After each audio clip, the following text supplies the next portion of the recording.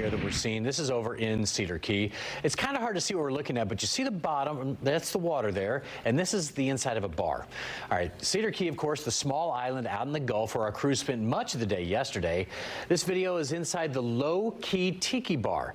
Again, the storm surge came in, flooded the bar pretty much up to the windows, so hopefully that's starting to dry out too. Now, that view, by the way, was taken from a camera installed in that bar prior to the storm because you can't easily get there right now to get video like that. Yeah, at one point, the road into Cedar Key was washed out, so Fox 35's Marie Edinger filed this report from just outside the Key. This is a neighborhood road leading into Cedar Key. The bridge over to the actual island is blocked off right when you hit city limits, and when you see something like this, you can definitely understand why. Now, I want to show you just how deep this road gets. In the middle, it's really not that bad. We've seen some cars be able to drive through here okay, but when you get to the side, it dips off incredibly quickly and gets pretty deep. The current is also pretty fast, carrying anything you toss in there away extremely quickly. Earlier in the day, the road, even to get over here, was inundated with water, just completely flooded. We did see some people try to drive through. We saw some people fail. Rescue crews say there were around 100 people in Cedar Key who still needed to be evacuated this afternoon. The state and sheriff's office showed up to do just that, along with volunteers from Gulf Search and Rescue.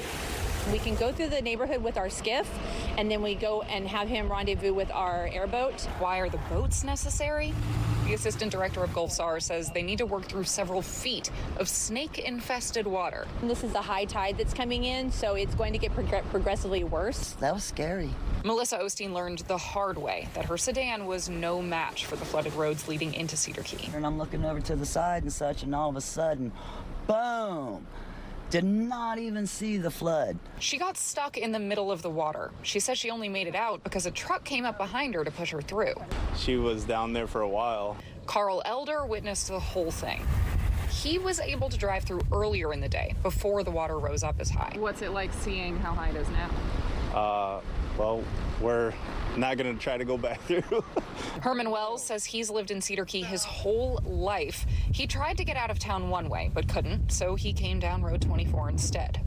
But I didn't know this road was that bad, or I wouldn't have never come on down here. Rescue crews said even if you can technically make it through the flooded roads, it doesn't mean you should. They're asking anyone who needs help to hang tight for the time being and wait for trained experts to arrive. The rescue crews you just heard from said they have now completed their missions in Cedar Key, that anyone who needed to be evacuated has been safely taken out. Just outside Cedar Key, Marie Edinger, Fox 35 News.